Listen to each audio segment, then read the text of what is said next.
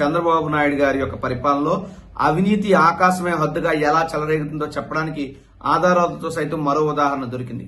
విశాఖపట్నంలో నిర్వహించినటువంటి యోగాంధ్ర అనే కార్యక్రమం ప్రపంచ రికార్డులు కొల్లగొట్టిందని గొప్పలు తెప్పలు చెప్పుకున్న చంద్రబాబు నాయుడు గారు నిజమే, అది కొల్లగొట్టినటువంటి రికార్డులు యోగా ఆసనాల్లో కాదు, కానీ మీ అవినీతి విన్యాసాల్లో ప్రపంచ రికార్డులనే బద్దలు కొట్టింది యోగాంధ్ర డే కార్యక్రమం.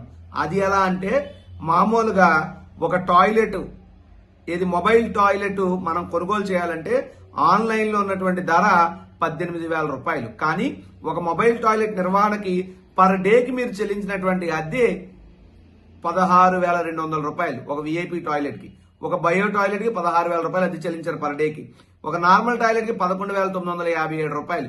ఈ రకాన్ని చూసుకుంటే మీరు యోగాంధ్ర డే కార్యక్రమం పేరు చెప్పి ఆ కంపెనీ వారు కనీసం ఒక టెండర్ ప్రాసెస్ లేకుండా నామినేషన్ పద్ధతిలో 1.62 కోట్ల రూపాయల బిల్లులు జీవీఎంసీలో క్లెయిమ్ చేస్తా ఉన్నారు. ఎంత దారుణం, ఎంత దుర్మార్గం. మరి అదే సంవత్సరంలో ప్రధానమంత్రి గారు వచ్చినటువంటి కర్నూలుకు సంబంధించినటువంటి కార్యక్రమంలో ఒక టాయిలెట్ అది 4,500, మరో టాయిలెట్ అది 6,900, వెరసి 41 లక్షల రూపాయలు. అంటే ఇక్కడ ఒక 41 లక్ష, ఆ విశాఖపట్నంలోనేమో ఒక 1.6 కోట్లు, వెరసి టాయిలెట్లలో మీరు నొక్కేసినటువంటి సొమ్ము 2 కోట్ల రూపాయలు. అంటే మరుగుదొడ్లను కూడా వదలకుండా అవినీతి చేస్తున్నారంటే మీ అవినీతి ఏ స్థాయిలో ఉందో చెప్పడానికి ఇంతకన్నా వేరే ఉదాహరణ ఏం కావాలని చెప్పి నేను అడుగుతున్న పవన్ కళ్యాణ్ గారు, మీరు రండి, ఈ టాయిలెట్లలో జరుగుతున్నటువంటి అవినీతిని నిలదీయండి, ప్రశ్నించండి అని చెప్పి పవన్ కళ్యాణ్ గారిని కూడా నేను కోరుతా ఉన్నా.